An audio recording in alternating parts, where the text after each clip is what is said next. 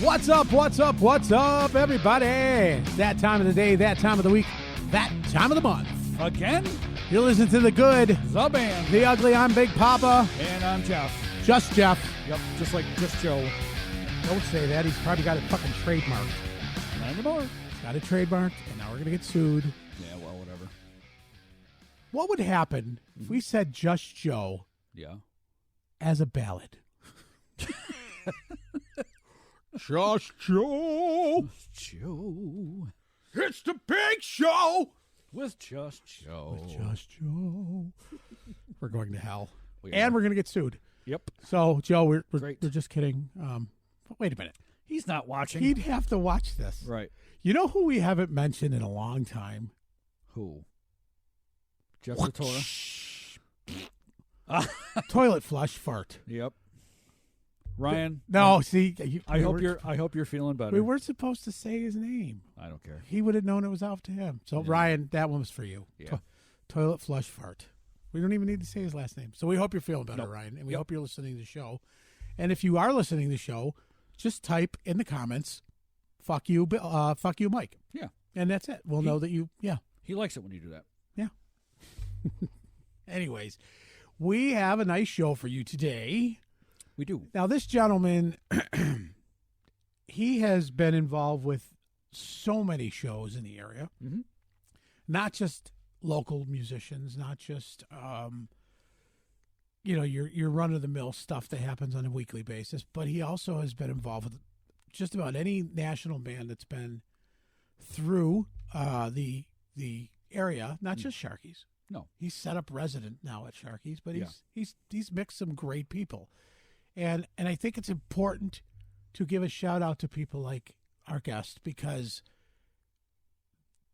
musicians can be good or bad. Yeah, right. But it's all going to boil down to whether or not they had a good mix. Yes. Because I just saw Mr. Big in Utica or Rome. They sounded good. But the opening band, Trickster, not so much. See. Bad mix. Yeah.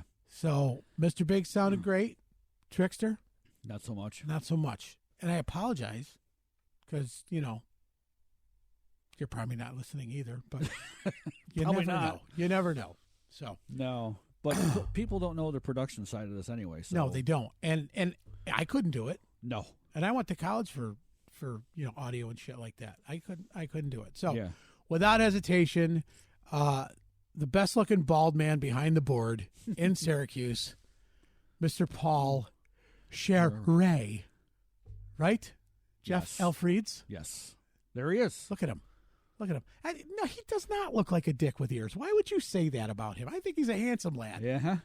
He is. He's a It's like Mr. lad. Clean. All he needs is the earring. Well, that was quite an introduction, guys. Your check's in the mail. Good. Yeah. Excellent. Yeah. Is it going to be a like one of your checks, or is it going to be a check like one of the bar owner checks? Because we don't take bar owner checks. That's yet to be determined. Yeah. Okay. You've never seen a piece of paper bounce so high in its life. If it was written on a Club 11, I won't say Club 11's name. That would be rude.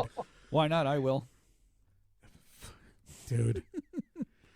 I love. He doesn't know that story. We'll tell it. Maybe we'll tell it after. We'll tell after. But I just love this. Please. I just love this.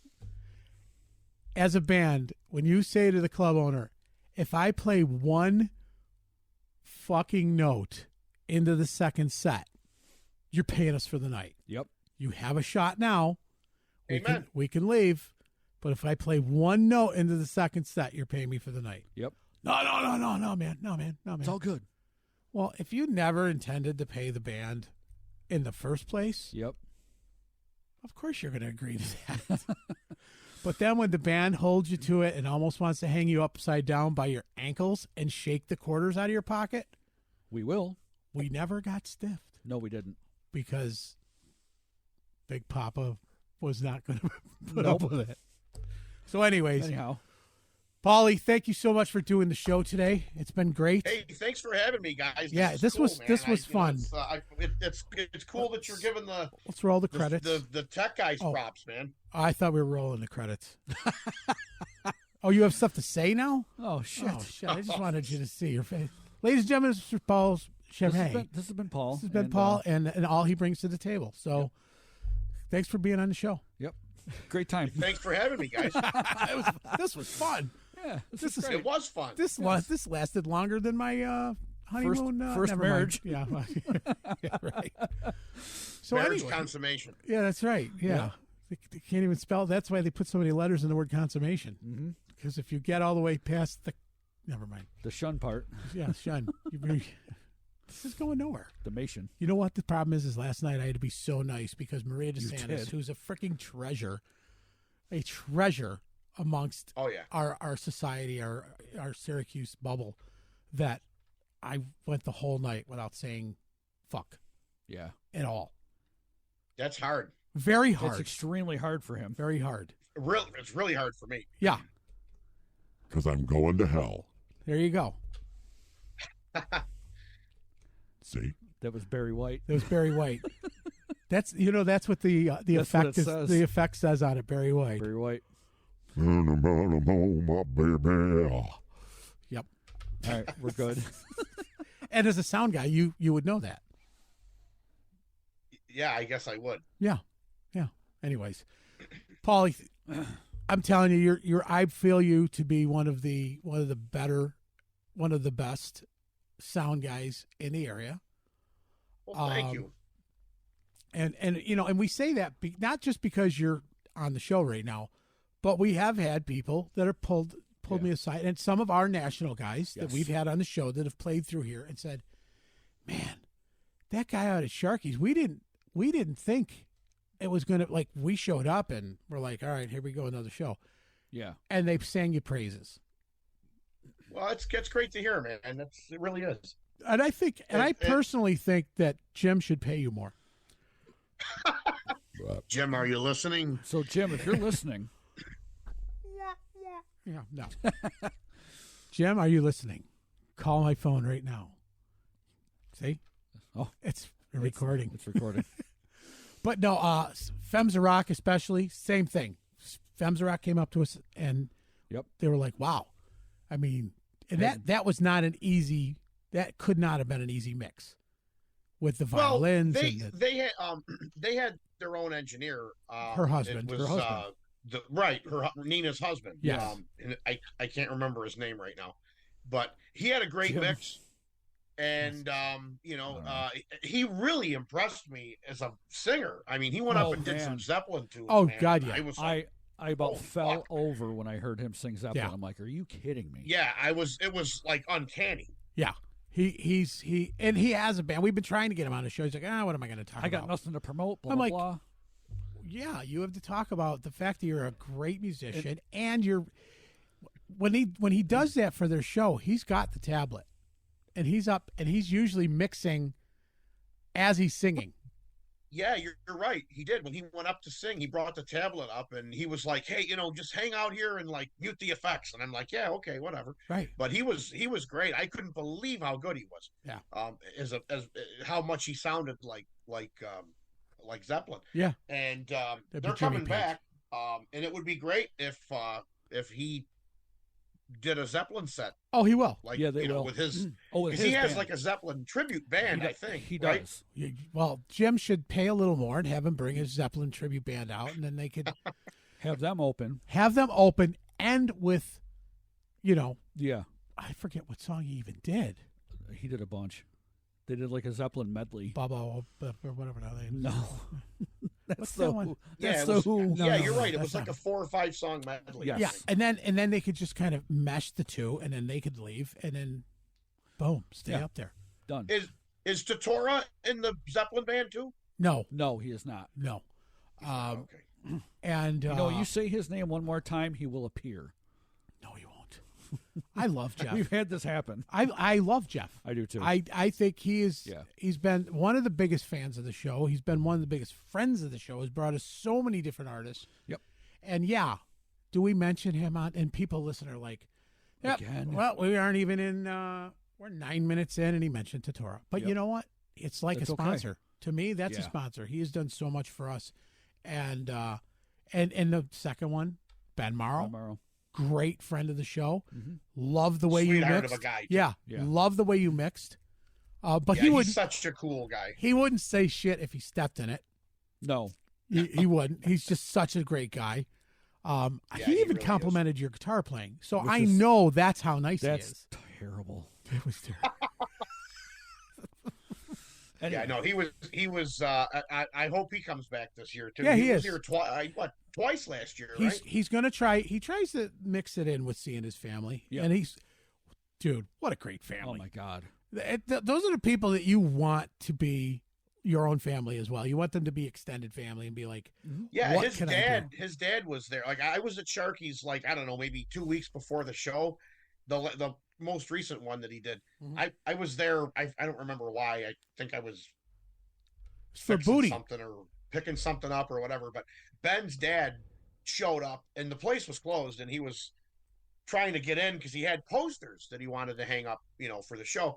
And I kind of like intercepted him in the parking lot, and then he introduced himself. And once I found out who he was, we talked for like 20 minutes. He was like the nicest guy. Yes. Right.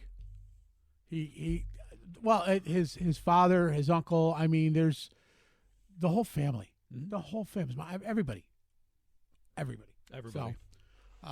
So he gets the cannibal, and then Pete Merluzzi. I mean, Yeah. Oh God. Pete. another one. Oh. Peter Merluzzi. He's tour manager. He's got Doomslide was the name of his band. I would love him to find a way. I know that his guitar player passed away, and there probably won't be, but I would love him to bring that album out here. to Syracuse because Yeah. Doomslide. For people who are listening, look it up. Yes. Great stuff. fucking album. I mean, Yeah. it's all like reimagined renditions of shit, and that's all I'm going to say. Great stuff. Great stuff. So, a lot of great people come on the show, but a lot of them singing your praise, Paulie. Yes. Because you. That warms my heart, man. Seriously, that's so cool to hear. How did you get?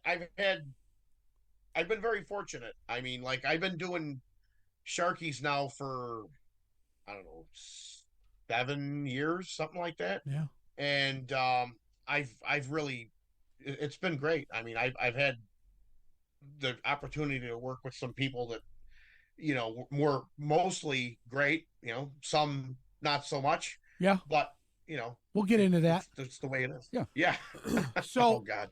we know Paulie, the sound guy, but let's rewind the reel a bit. You're a musician. You started as I was a drummer. Actually, I in school I was a saxophone player. Well, that blows. Okay. And yeah, and then Way to but read the room. I always played keyboards, and then later I was a keyboard player in various bands around town. Is that why you mostly shaved your wedding head? bands. Yeah, it is. So Yeah, you could look like a actually. pianist or a pianist? I was in I played with Stroke. Oh, no shit. For yeah, like I don't know, two years, I think, something like that. That's cool. And, As a pianist. I mean, this was 20 some years ago. Yeah, because Bookie's But, drumming. yeah, that was fun. And the other bands I played with were all pretty much like wedding bands. Okay. And I did do a Huey Lewis tribute for a while, which was a lot of fun. It was kind of a labor of love. We only played like I don't know, maybe 3 or 4 gigs over the course of a couple of years, but it was a lot of fun. As a keyboard player, well, I love Huey Lewis, but as a keyboard player, that's really fun music to play because it's really keyboard driven. Have you ever met him? So, no, I've seen him 6 times though. Okay. I'd Just call wondering that if a you fan. had. I'd call that a fan. Yeah. Call it a fan. You haven't been able to mix him though, so No, God, no, I wish. get Jim going and just see if he can. No, if he I can don't. get Huey Lewis and He's not Sharky's. like. I don't think he's performing anymore. Doesn't he have that same like Well, that's hearing usually thing that yes. Brian Johnson has? Yeah.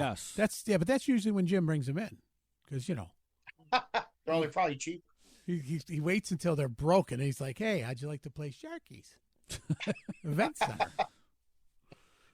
I'm throwing Jim under the bus too much. He'll be fucking charging me admission again. Yeah. So you started with drums, with keyboards. I mean, what? Well, I was never really a drummer. I mean, I played a little bit, but I was never like a drummer. Right. I was a saxophone player. I was a keyboard player. Okay. And then I started doing sound, like it started as a hobby. I just, I got interested in it and I started collecting gear and, then it was, bought a little bit more gear and then bought a little more gear. And before I knew it, I was all geared up, really getting into it. Yeah. Yeah. I was really getting into it. But, the joke is if you want to make $1 million in the sound business, start with 2 million.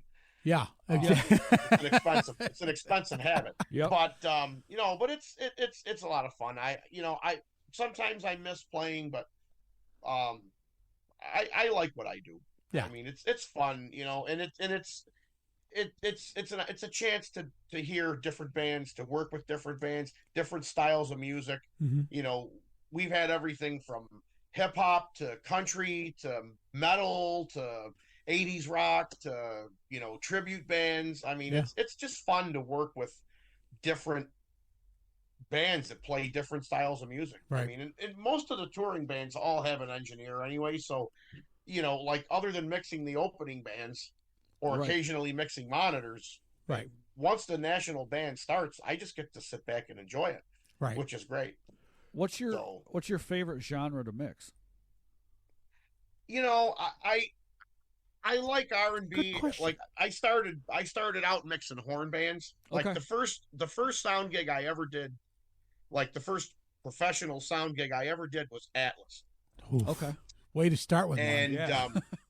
What's that? Way to start with right at the top of the Syracuse food chain. Well, you know it's funny because George, God rest his soul, George called me up and I don't know, I was probably like 21, 22 years old, something like that. And George called me up, and I had never met him before. I had never even really heard of Atlas before. Right. And he said, "Hey, I got your number from," I don't remember who it was that gave him my number because I was just starting out. And he said, we need sound, and the gig was at Freddy's, which is not there anymore in Mattydale. Yep. And so I'm like, yeah, okay. We agreed on a price and everything, and I hung up the phone, and then I started like, okay, so who's this Atlas? And I looked them up and I'm like, oh, these guys are really good, and then I realized that they've been around for like since before I was born. Right. And they're like one of the top bands really in town. And I'm like, well, this was probably a mistake. But I gotta tell you, George was such a how do I say this? He was so encouraging. Like, when he got there, he introduced himself to me and he could tell I was a nervous wreck. And he was just really uplifting and really positive, and he just made me feel comfortable. And at the end of the night, he came over and he said, "Hey man, great job. Here's your money, and we'll do this again." And I mean, we've mixed them hundreds of times. Right. Great band, and they're still going strong. They're going to be at Sharky's in March. Atlas will. Yeah, March 8th, I think. As Atlas. Yeah. Wow. Holy cow. Why did I think that they weren't still together? Who's in Atlas now? Well, it's John Kowalczyk, who was an original member. Yep. Teddy Boylo on drums. Do you know Teddy? Of him. We're not. Okay. Well, they're all from Rochester except for Teddy. Right. But Pete Isaac is a motherfucker guitar player. Yep. I mean, just great guitar player. They've had a lot of personnel changes since George passed away, right. But they've really settled now. They've got two kick-ass singers. I think Bill Straub is playing sax with them now, and didn't Jerry Moore play with them for a while? Jerry Moore was in the band for, like, I don't know, 30, 25 years or something like that. What a sax player he is. Yeah, so my first real saxophone gig was, I was in high school, and before Atlas, Jerry played with a wedding band called The Four. Okay. And when Jerry went to play with Atlas, I was in high school at the time at Henniger, and the keyboard player in that band was the band director at Henniger. and he said, "Hey, listen, my sax player left the band. You want to do some gigs with us?" And I was like, I don't know, 16, or whatever, and I was like, "Yeah, okay." Sounds like a lawsuit. I started playing these wedding gigs, and like I was making a ton of money, and I was 16, 17 years old, and I'm like, holy crap, I'm making all this money. So that was fun. I did that for like, I don't know, a year. And and then years later, I met Jerry Moore for the first time, and we had it right off. He was like, "You replaced me in the 4," and I'm like, "Yeah."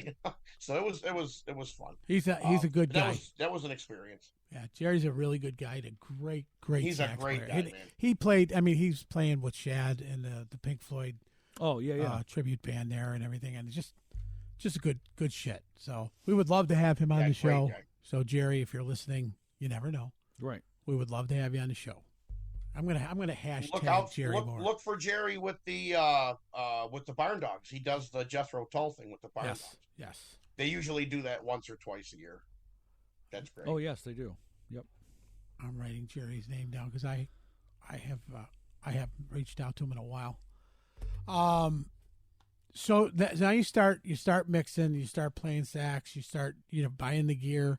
No one really taught you what to do. No, I kind of just trial and error, and I mean I made a lot of mistakes, and no, I know I still see that happening where you look like you're like, I'm sure. What the fuck does this button do? Yeah, I don't know what's going on. What the fuck does no, I chicken wings are here. Yeah, over here. No, it's it started as a hobby, and I just kind of taught myself, and watched a lot of how tutorials on how to use this piece of gear or how to use that piece of gear, and I fought the switch to digital for a long time. I stayed analog as long as I could. I held on for dear life, but then it got to the point where I'm like, yeah, if I'm gonna do this, like I should probably get with the times and start buying digital consoles. Should upgrade.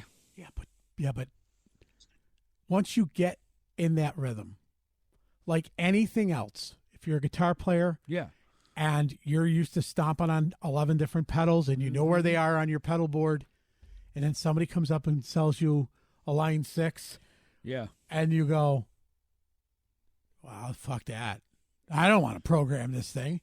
This is going to take me weeks to program. Well, because but once you dial it in, then you're like, I don't know how I did it before, Yeah, because you're bringing in 2 pieces of gear. That's it. That's it. A board and a 112 just for your own sake. Yep. You don't even need it. Don't even need it. If you have in-ears. In-ears or a monitor. And that segues right into the perfect in-ear conversation about ultimate in-ears. Okay.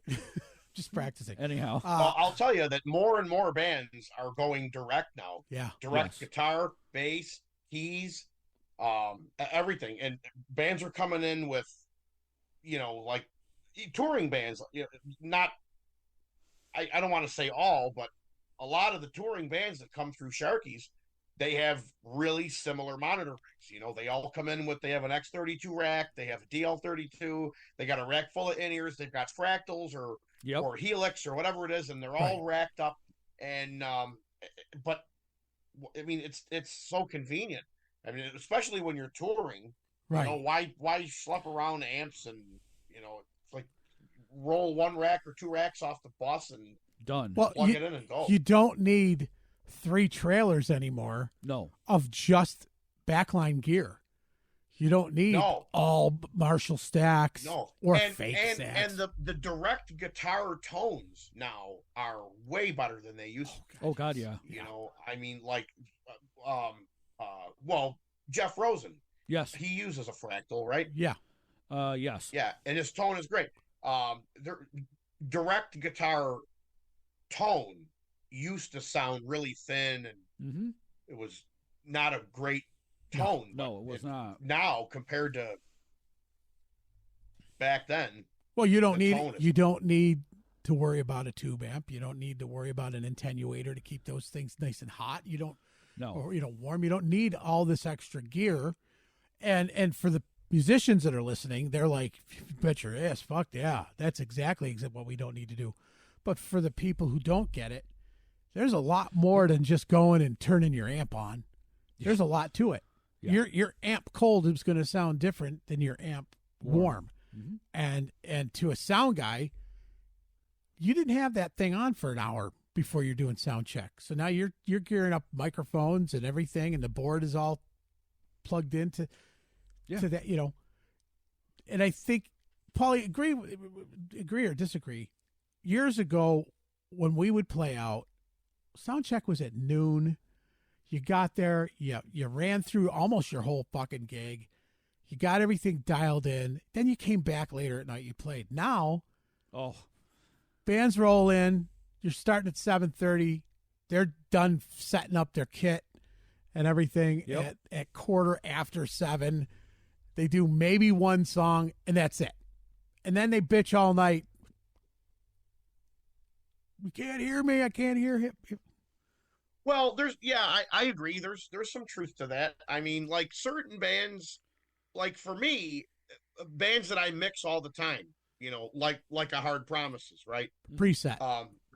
They're all direct. So the only acoustic sound on the stage is the drums and the Leslie. Mm-hmm. You know, everything else is direct. And I've mixed them so many times, you know, I mean, I recall the scene and make a few minor adjustments, and they're all on ears except for Kevin. And that's probably going to change soon. Mm-hmm. And they make their minor adjustments to their ears. And I mean, like we can, for a 6 o'clock gig, they'll roll in at, you know, say 4:30, set up, run through like maybe a half a song, and then you just chill, relax. You know, so it's gotten easier for you. Oh, it's absolutely gotten easier. Absolutely. So if we played, we wouldn't expect those big high costs for front end anymore. That was a good segue. You see how I did there? Yeah, sure. I like what you did there. Yeah. 27 minutes, 24 seconds. Uh-huh. Paulie says it's gotten easier for him. So for those of you who need to hire Paulie for sound, just say, Paulie, 27.24. That's it. 27.24. That's at least $100 off. Or we can make it go away in editing. We'll talk. We'll talk. Where's my cowboy hat? Yep. It's the train station moment. So it's getting easier. Like you said, it's getting easier. But you and I were talking about this, and I want to see if he's heard of it yet. What are we talking about? This could be anything right now. It could be. However, it's not about the hookers. No. Okay. No. You saw those fishermen. I mean, you saw those speakers that were wireless. The wireless speakers. Yeah. Have you encountered those yet? Yeah. You mean like for front end monitors? For front end. Front end. I have not encountered anything wireless other than microphones and in-ears. Yeah. But wireless front end. Yep. No need for, I mean, you go that, you got a wireless snake. You got I have no experience with that. And I don't know how much I would trust that. And that's what I said to Jeff. I said the latency issue, or you could have a complete Spinal Tap moment in the middle of a show. Yeah. You know?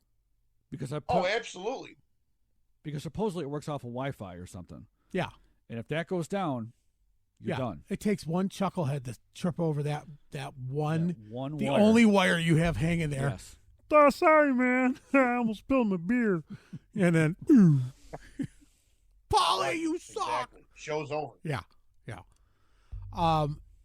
What's been like the best band like that you just love? If whether it's somebody that's like a Hard Promises because you always do them, or a national band's coming in and you're like, they want me to do the monitors and this is awesome. And well, I'll tell you, on a local level, and you talked about this in your interview with Jeff, and Jeff mentioned, and you as well as you did, the amount of great musicians that are in this area and great bands that are in this area, and I wholeheartedly agree. I've lived here my whole life, but I've visited other places, and I've talked to people that have lived in other places and that have played in other states, lived there and performed there. Syracuse is extraordinarily blessed. Yes. People that live here, I don't think really know how lucky they are. Yeah.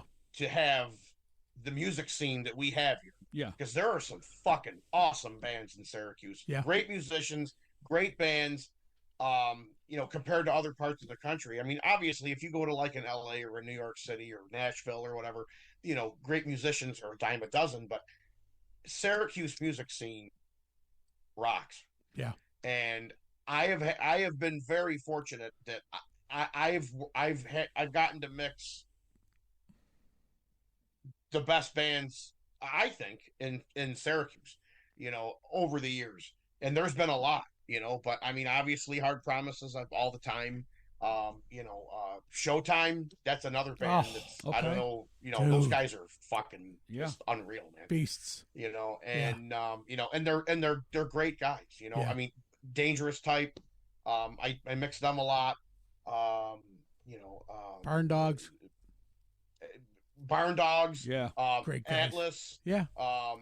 Prime Time, Brass Inc. And the list just goes on and on. There are some really, really good bands in this town, man. And I'm very thankful that I've gotten to work with all over the years and still to this day. And we mentioned it a lot on the show.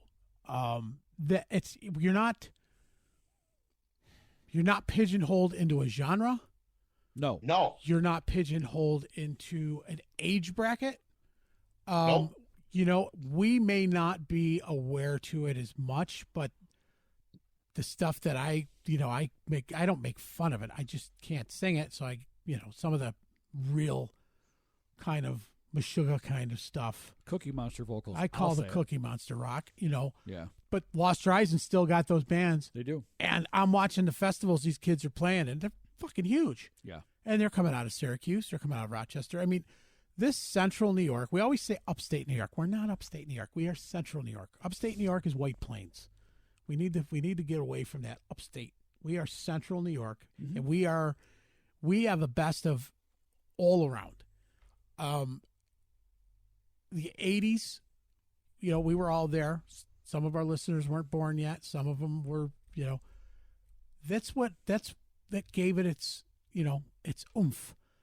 We had a lot of people. We were the generation that, after our parents, we had the, 2 to 3 to 4 kids, and they wanted, not everything had to be sports. You could go into music and still be cool. So people like Maria DeSantis yesterday, those music shops became huge. So we have a great group of people that come from this area, very talented, been taught by some of the best. Some of them have gone on to do some great things. Pete Merluzzi mentioned in his interview that, it was either going to be us or it was going to be Seattle at the point. Yeah. Seattle was a nothing town. They had their genre of music come out, and it just hit at the right time. But we had a lot of great stuff going on here. The Albinos Fire back in the early 90s, that smacked the shit out of a lot of people in this town. And we even had even more great bands back then that lost all their gear, I was born too late. I missed like the 805 and the Todd Hoban band and the Crack. Yeah. And, I missed all those bands, man. Like I wasn't, I was not born when some of those bands were in their heyday or very young. And we are very excited that we will be having Dave Porter from 805 on the show. So he'll be on the show. Oh, that'll be great. Weeks. Yeah. And that's the other thing we want to bring back to our listeners. Let you hear some of the stories and some of the things that have gone on in this area that you have no idea. I mean, there a lot. We love Benny Mardones, we love Ronnie James Dio, but there was a lot of bands that came out at the same time that were running neck and neck. Yes. I talked to Billy Sheehan about Talus. Yes. And Talus was playing the same gigs as Dave Porter was playing with 805. to the point where they'd leave each other messages on the dressing room written in soap or something, so lot of great stuff come out of here, and that's why we reiterate it, we mention it a lot, but we are very proud of the area we're living in. This show is not trying to be anything more than it is, except bringing all kinds of good music, local and national. Yep. So, absolutely. And another thing you mentioned is in the interview with Jeff was the local sound guys. And you picked me to be on your show, and I'm thankful for that. But I got to tell you that there are some awesome sound guys around. Oh, sure. Oh God, yeah. There really are. I mean, look at Scott.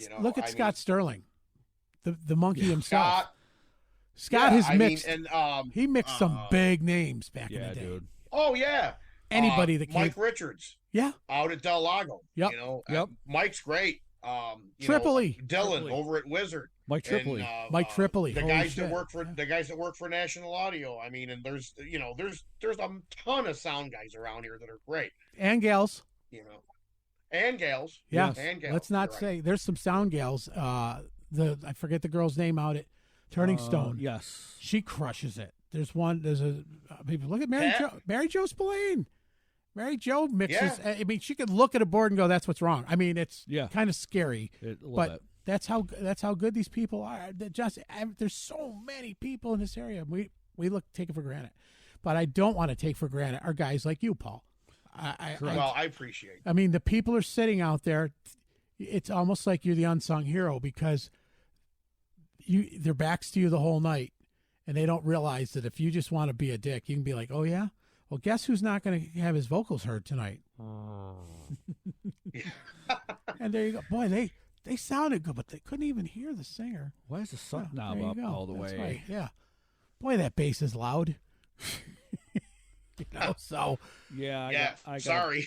Yeah. Oops. I got a bone to pick with somebody about that. Guess you shouldn't have called me an asshole earlier. Yeah. Well, I mean, it's definitely the sound guy is definitely the thankless job. Now, that most of the time. That being said, well, think about it. There's a lot of stinkers out there too. Well, I'm not going to mention any names. I really won't. No, okay. But that goes to show. And again, the show is to bring knowledge and information to the people listening who don't get it sometimes. Well, that band made $1,000 tonight. Did they? Did they really? They got 6 people in the band. Right. Let's say 5. They got 5 people in the band.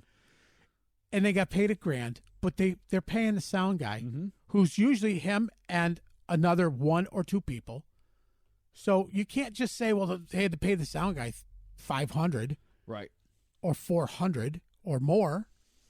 I mean, they should get paid a lot less if the gear just kind of is always there in that same spot. I'm not going to mention any names. Well, all right. But the house pays for that, But they're humping the gear all day and then putting it on a truck well after you're sleeping. I say, if you think about it, everybody's like, "Oh, the band's the last one to leave." No, it's not. The sound guy's the last one to leave. Drummer. No, sorry, sound guy. No, the sound guys are the last ones to leave. Right. Well, I will tell you that I personally do not miss humping gear at all. Humping gear out of a bar at 2:30 in the morning in the middle of the fucking winter when it's 10 below zero, pushing it up a ramp into a truck, freezing my balls off. I don't miss that one bit. I don't miss 10 to 2 gigs. I don't miss 9 to 1 gigs. Right. Right. I love the 6 to 9, 7 to 10, 3-hour gigs that are over early. I love it. I adore that. How did we get to that though, Paulie? How did we get there? I don't. It wasn't COVID. Or was it just a couple prima donna bands that said, "Fuck you, we're doing 3 hours"? The first band that I remember doing 6 to 9 was Kane, Free Hard Promises, at Club Fusion. Yeah, right? When Lou was still in the band, and they were doing doing 6 to 9 classic rock happy hour. Club Fusion and then all did of a happy hour. Everybody was doing right, but then they put a 9 to 2 band on. 10 to 2. Sometimes, yeah. Like Average Joe's does that. Like sometimes they'll have like a 6 to 9 band, and then they'll have like a 9:30 to 12:30. Yeah. Right. But you know? still, Or no more than sometimes 3 it's hours. Just a duo over in the corner. But no more than 3 hours. No. We No, always no, did. I love the 3 hour We gig. always Always did a did 4-hour set. Always. Hated it.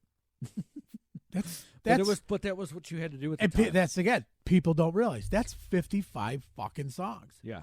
You know, It is. and the one who takes the biggest toll on 55 songs is the Singer. singer. Yeah. 2 nights in a row, sometimes more. You know, so Yeah.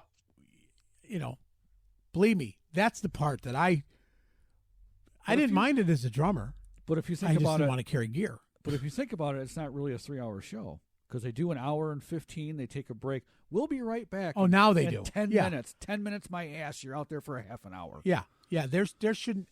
You know who does it right though? Guys like Joey Belladonna would do 3 hours straight through, no break. Done. And but he would set that clock. Yeah. He would set that clock right there next to the drum set. Plug it in. As soon as they start, he'd plug it in. And when that hit 3 o'clock, Yep. Done. done. It'd be like it was timed great, but sometimes you were wondering, are they just extending that note because he's got 90 seconds left right now to the night? You know, we're not starting another song, but we're not going to give you more than 3 hours. I mean, it was like spot on. Yeah. So you got guys that train themselves just to plug right through. So- My head goes off to any band that can play 2.5, 3 hours straight. Yeah. You know, that's just insane. You know, I don't think we ever did. I like the 3-Inch Fury was the first band that I remember mixing. You know, and I'm like, guys, you gonna take a fucking break? Like, I gotta piss. You know, Right. And they just kept playing and playing and playing, and I'm like, oh my god, this is like, you know. And there are still bands that play straight through like that. Yeah. You know, God bless them, but I mean, that's a long set. As a player, that's a long time to be on stage Without peeing. Or Yeah. smoking a cigarette. Well, right. yeah, but you know, you can, like, if the drummer has to piss, you can do an acoustic song. You know, if the keyboard player has to piss, you do a guitar song with no keyboards in it. You know, If the Or bass you- player you- has you to know, piss, if you write the a song. singer has to piss. You know, it's a long solo section or whatever. But You write a song the called sound guy's "Take a stuck Piss." behind the board. Well, hang on a second. Not everybody has your work ethic, Paul. There's a lot of sound guys It's now very true. that set it and forget it. It's like they're making Well- sauce. You know, set it. Yeah, And then you're like- even sauce requires attention. Yeah, well, You're right. exactly. But if you sit, you're going, where's when you're especially when you're a musician, you're on stage and you're going, where the fuck is the sound guy that we're paying him a lot of money to what? And he's over in the corner eating fucking chicken wings, and I'm like, hey, do something, even if it's wrong.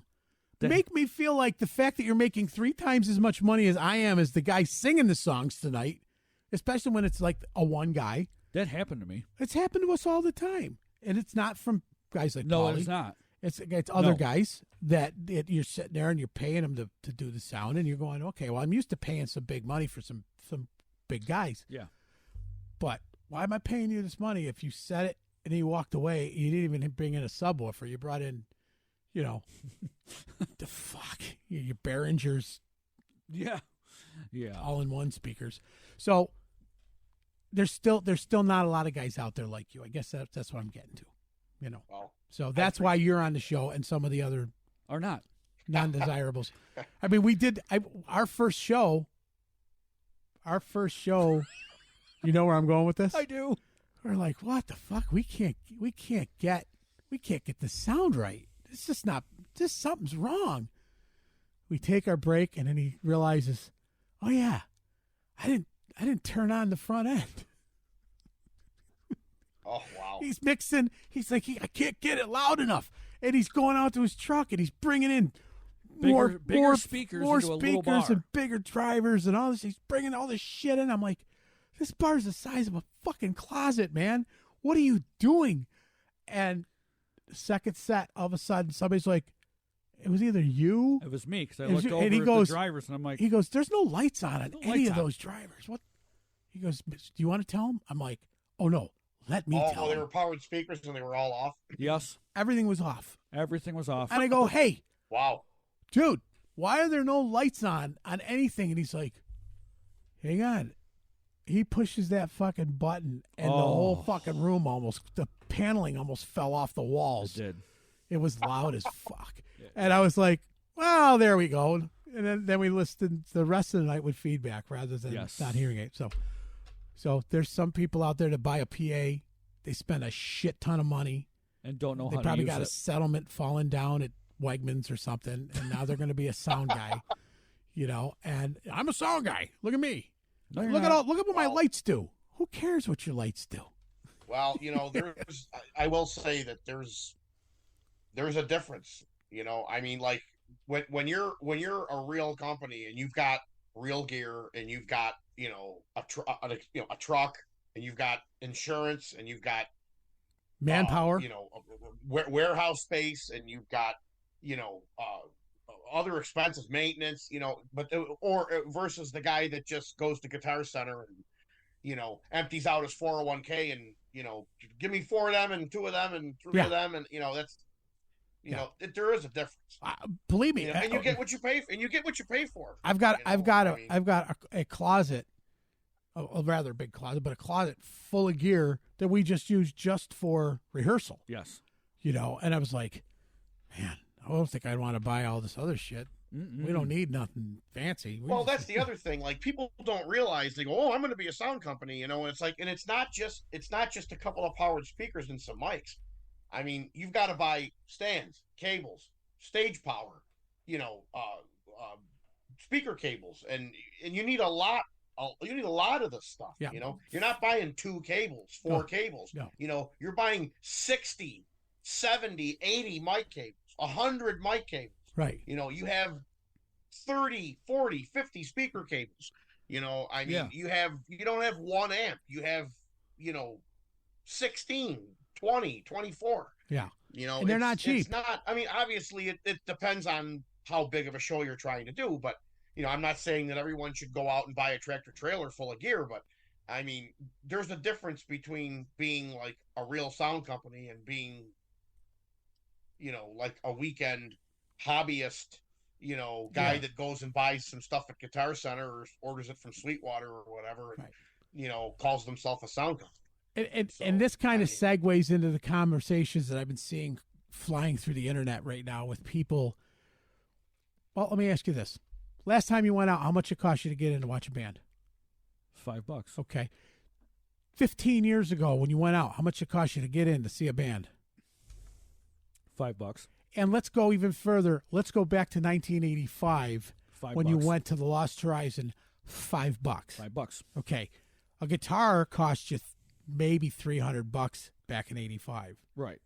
A guitar now costs you About $4,000 It for a depends. real good guitar. Your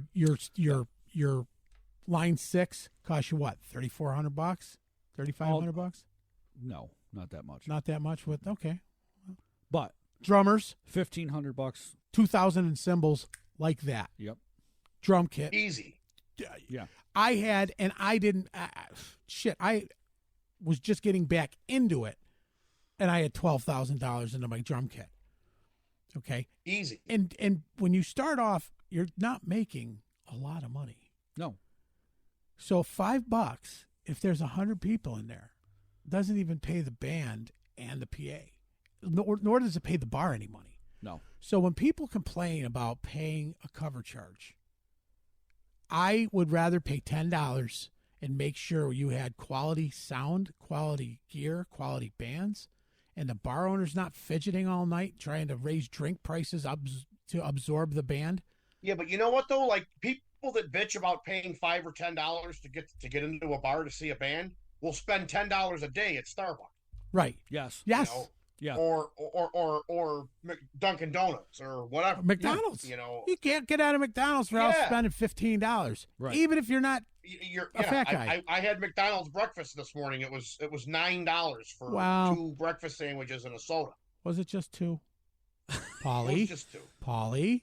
Hey. Was it? No, it was 2. Was there hash browns? I did have a hash brown. Okay. All right. The truth is starting to come out. Just You like can't- anything else, the more you dig, the more you. You can't go to McDonald's without getting hash browns in the morning.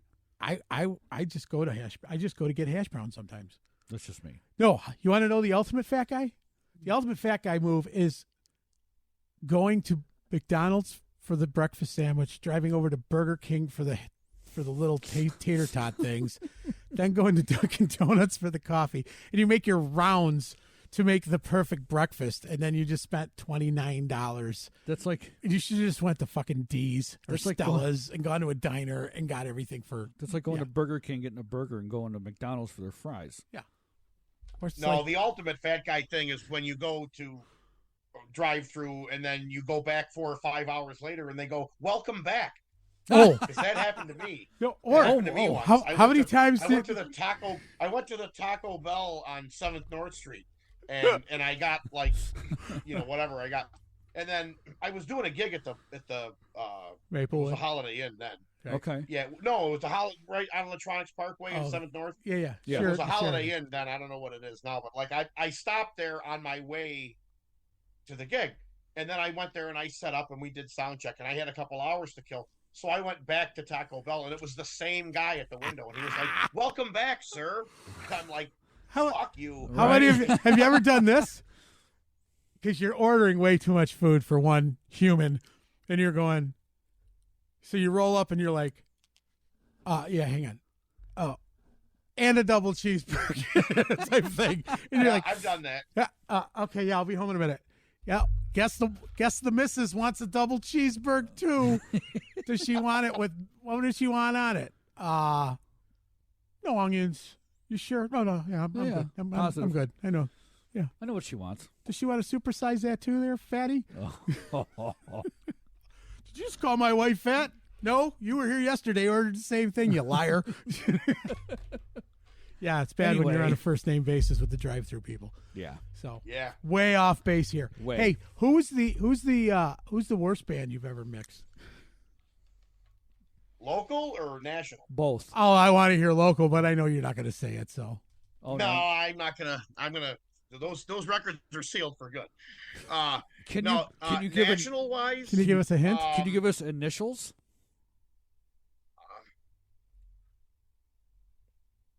No, If he No, says if he okay. says if he No, says I- red tangent, I'm I- going to I- laugh my ass off. I think it would be not wise for me to Okay. say that. All right. But Very good. What's another word for on a a cat? national level, I'll tell you that like we had a show at Sharky's, and I won't say who it was, but Yes, it you was will. it was an internationally known No one to rock the microphone. artist. And I will say that Was his second only to the witnessing my child being born, watching the tour bus leave the parking lot was probably the greatest day of my life. I'm going to ask you this: was that guy's? Did he have? Was his pants stained? They might have been. Were his Yeah, pants they might have been. stained? Not his Yeah, outfit, but they- just No. like Yeah. just one pair of pants that Yeah. might have been Stained. stained. They Yeah. might have been. Oh, Could have okay. been. All right. Huh. So you were happy when you saw him drive over the curb? Yeah, when the tail lights faded away. Yeah. When that last Pinto was sold out of that Ford lot, the salesmen were all high fiving. Oh yeah, man! It was a good day. It was a breath of fresh air. So who was your So- favorite national act to do? Yeah. Oh wow. Like a fanboy Well, moment. Well, I Don't say I like, Artemis I Pyle. like horn bands, Yeah. So we had Snarky Puppy last year at Sharky's, and they were really I fun. saw that poster when the Femmes came. Snarky Puppy. No. Is your wife in No. that band? No, I'm don't. just wondering. Don't. Snarky Productions. Yeah, great. Keep going. Yeah, they were really good. We had was it 2 years ago? I think we had a Fleetwood Mac tribute band there from the UK. That was last Oh, year. wow. They were. Was it last year? Oh, I think- no. I feel Last like it year was 2 years ABBA. ago. Last year was Yeah, last year was ABBA. It was Fleetwood Mac was the year before, and they played in like October, and Jim hadn't done the extension on the pavilion at that point, so they were on like the old stage with the climbing roof, and it was not enclosed, and it was like in October, and it was freezing, But they were troopers, and they were unreal. I mean, they were the closest you'll ever get to the real Fleetwood Mac. They were really good. That's cool. That's awesome. So I mean, I've gotten to work with some really, really great bands. And like I said, most of these bands have engineers. So for me, by the time they start, my work is over. So I just get to sit back and sleep. And I always get the best seat in the house. I sit right at the board, and that's usually where it always sounds the best. So I get to just sit back and watch, and so that part of it's fun. Do you ever sleep at the monitor board? I'll tell you a funny story though. I actually, Jeff Martin, God rest his soul, who was my neighbor, years ago before I lived here, I mixed his band at what's now Average Joe's. Then it was Buffalo's. Yeah. And and I didn't feel well, and I had been up for like 2 days, and I fell asleep at the board. And he came out with his bass, and he poked me with the headstock, and it, jostled me, and I was like, oh my God, I'm so sorry. Well, fast forward to when my wife and I bought this house, it was like September, and I'm outside, and Jeff, who I had not yet met, was also outside as a neighbor. So we as a neighbor, right? Yeah, we had not met as neighbors, and so we kind of said hello to each other, and then we started talking, and we started walking towards each other, and met like in the middle of the street, and and he looked familiar to me, but I couldn't remember where I knew him from, and we started talking and everything, and he says, oh, I'm a musician and everything, and I said, well, I'm a sound guy, You're and then that he goes, dick. hey, wait, you're that fuck that fell asleep at the board. It was really funny. And but yeah, that was the one time I fell asleep. But well, there's our shit blooper. happens, man. That was your blooper. Yep. Now, I'm not going to throw Yeah, stones yeah. at anybody, but I have seen monitor guys kind of Doze off. Not off. Yeah, it happens. I don't know if It happens. maybe the gauges were so heavy they were weighing him down a bit. Or, I'm not going to throw any stones at anybody, but I have seen them doze off a little bit. Yeah, it's definitely happened. So you mentioned a I know where you're going. you threw out there a funny story Yeah. of a national drummer. And so give us the story. Oh yeah. Who got So ill? I this was like, I don't know, maybe 5 years or so ago. And I think it was Quiet Riot. I don't remember who it was. I'm pretty sure it was Quiet Riot. And we had buckets on the stage. And I don't remember what was in them. I can't remember if it was cables or what it was. Or it might have even been like buckets of ice with bottled water. And but he made it so much I worse. think it was the drummer.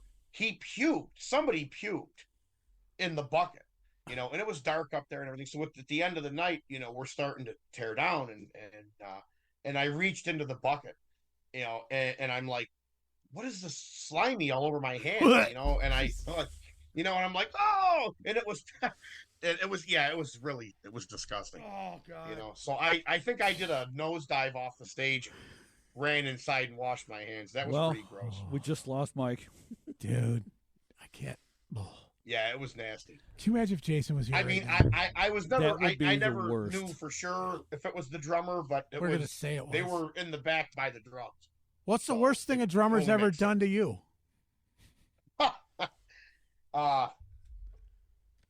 Years ago, we did a memorial thing at Sharky's for Mike Secreti, God rest his soul, and Timmy Sharp came up to play with, I think it was Alex Starr, and and he dumped a beer all over his head, and it got all over the drums, and and they were my drums. He might have done it by mistake. He might have done it by mistake. Well, that's what I thought, but then he did it a second time. Well, that might have been And a my second eyes mistake. started- my eye started to twitch, and then he did it a third time, and I was that's like, not a that's mistake. it. And I lost my mind, and I ran up on stage, and I'm like, "You fucking do that again, I'm gonna have you thrown out of here." It was a lot more colorful than that, but it wasn't funny then. It's but funny it's as funny shit now. right now. It's funny now, It's right? funny now Yeah. when I hear this, when I hear people tell the story that were there, and I'm like, oh my God, yeah, it had to have been funny to watch, but I was not amused. I could elaborate so much right now, and I love Timmy, and I'm not going to say anything, but there's so much of the story that when I hit stop on this record button, we could elaborate. Embellish a little. But you know shall what? You? But no, hang on. But guys like Timmy Sharp, Yeah. Harry Mentor, Jim Richer, John Seeley, all those guys, they were big. They were big in their time. They And all the guys you just mentioned were there when that happened. Yeah, well, that's why I mentioned all of them, because the Zoid reunion was there. Oh, and right. Alex Starr. Yeah. But yeah. So I think Seeley was on stage when that happened. I'm pretty sure he was. Stop yelling. Yeah. Well, there was a lot of people there, and it was I guess if I had been in the crowd and witnessed it, I probably would have laughed my balls off. Yeah. But I didn't think it was funny then, but it's pretty funny now. No, it's fucking hilarious now. In Yeah, fact, I have to figure out what drummer I can convince to just pour beer all over shit. It just the microphones alone would piss you off. Yeah, well, I mean, like, They're I expensive. think like the snare head and the floor tom head were pretty much drenched. A cymbal got wet, and like a 57 that was on the snare got ruined. So the microphone pissed me off the most. But even the drum heads, I mean, they're expensive. Yeah. You probably remember when drum heads were like $1 an inch. Now they're like fucking $3. What's that supposed to mean? Well, I mean, like a bass drum head's like fucking $80 now. Isn't Yeah, it? no, yeah. They you had if you had a 20-inch bass drum, because a lot of the bass drums back in the day were big fuckers, So yeah. Yeah, no, it was a 22 or whatever. But like the snare head got ruined, the floor tom head got ruined, and like I mean, the cymbals, that's not a big deal because it's metal, wipes off. But the microphone got ruined. That set me off. Yeah. Well, But hey, what are you gonna do? It happens. I got to tell you, water brother. over the dam. That's right. Water over the dam, under the bridge, and Yep. held back by the dike. Yeah. How you doing? So we want to thank you, Paulie, for being on the show. I don't think Thank you guys, you man. don't This even was realize. See how quick it went? 1 hour. Boom. Wow. Yep. Wow. Yeah, we could go another hour shooting shit about some of the stuff, but we want to preserve that to have you back. Yeah. All right. Sounds So good, man. so people, when you're listening to the shows at Sharky's, take time out, Just take a minute walk up to Paulie, and say thank you. have a conversation with Yeah. him. He loves to just sit and shoot the shit when he's mixing a band. He loves that. You'll start to see that. I saw a T-shirt on Facebook the other day. It said, "Don't talk to the sound guy. He's deaf." I almost ordered it. You should I have. thought I it think you would be should fun. have. You should have. You know what? Wait, did I give you a shirt? Do you have one? No, I don't think you did. Oh, that's right. We didn't have the extra little ones. God. A couple extras. No, I'm a fat ass. I need a 3X. Okay. Oh. Fat asses aren't 3X's. Well, this fat ass is a 3X. At least he's honest about it. I'm tall. And Tall. You are quite a bit taller than me. Yes. you're like Thornton Mellon. Shut up. You're such a dick.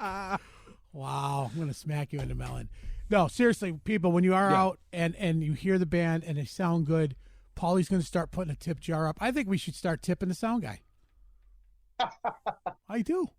We should start tipping the sound guy. I'm all for it. So just remember, Paulie is all about just the tip. Yep. Put the tip in and see how good it feels Yes. to do something nice Do for something someone. nice for somebody. Yeah.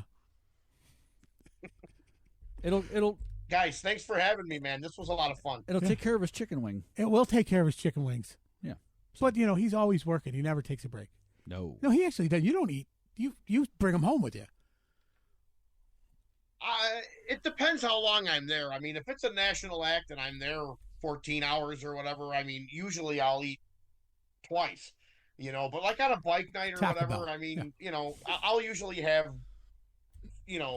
something, but like I don't eat chicken wings when I'm, because my fingers get all sticky and then I get board gets all greasy. Yeah, that story was not really geared toward you. That story was geared toward the people we've had run our sound. Yep.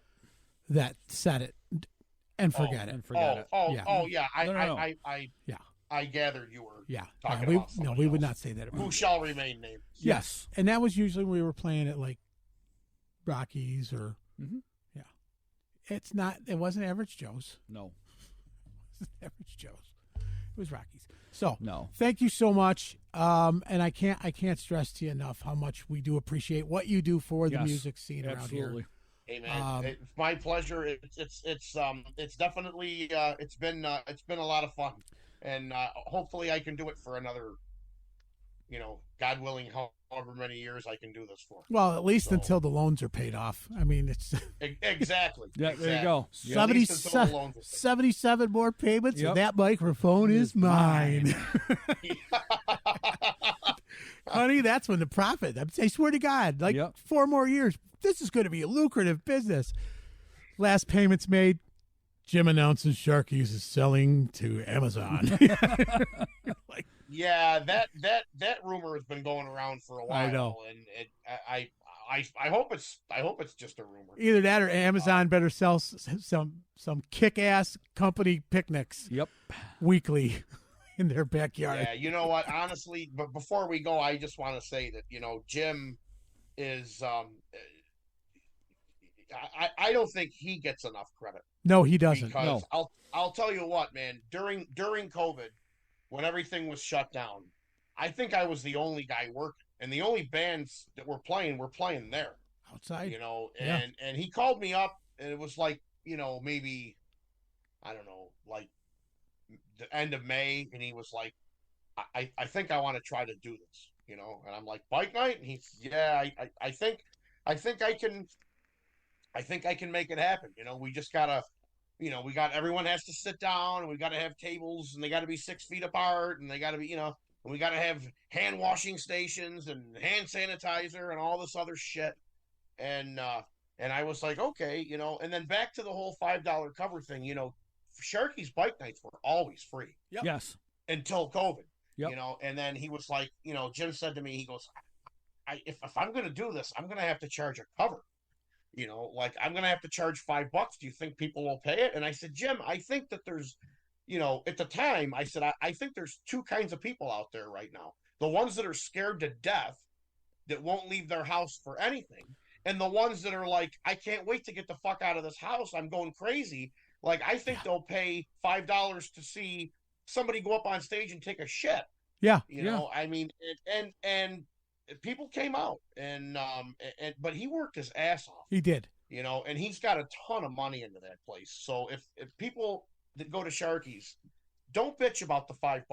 No. Because that's in my opinion, and I'm not just saying this because I'm involved, but I can't think of a better place to go and see local bands with big sound, lights, yep, a ton of parking, and it's for $5. Like, what are you complaining about? How much it costs to go to a movie right now? Oh, you can't walk out of a movie. It's got to be $20. For a ticket. For just a ticket, plus the popcorn, plus the soda, plus the person you're bringing, plus their soda. Share the popcorn.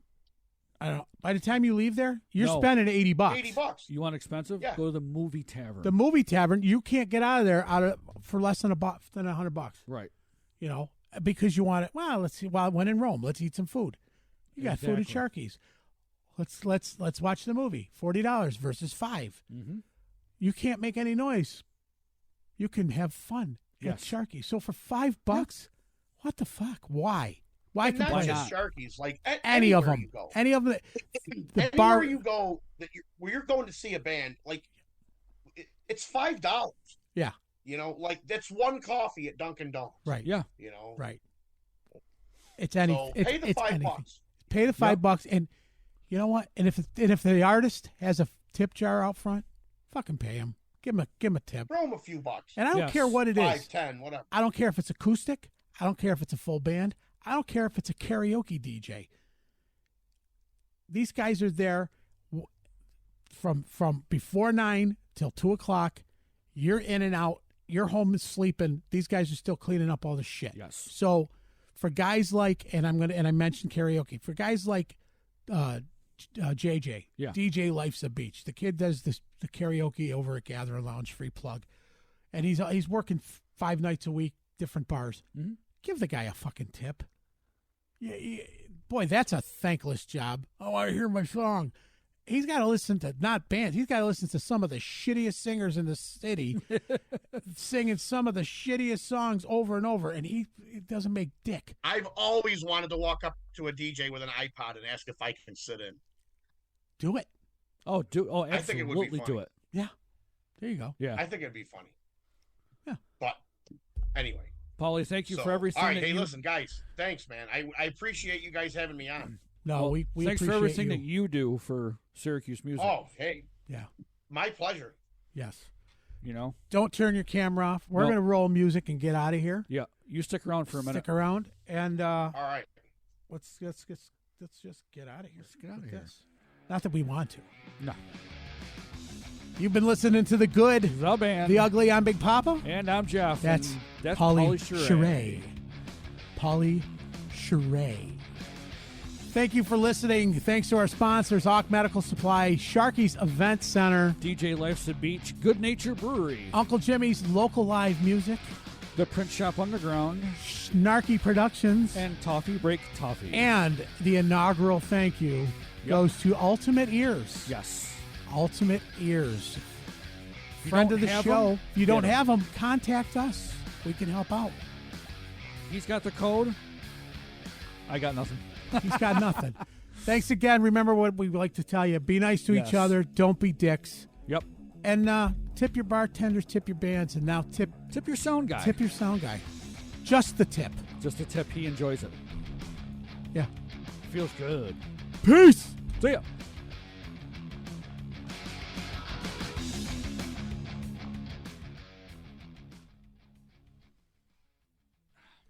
Recording stopped.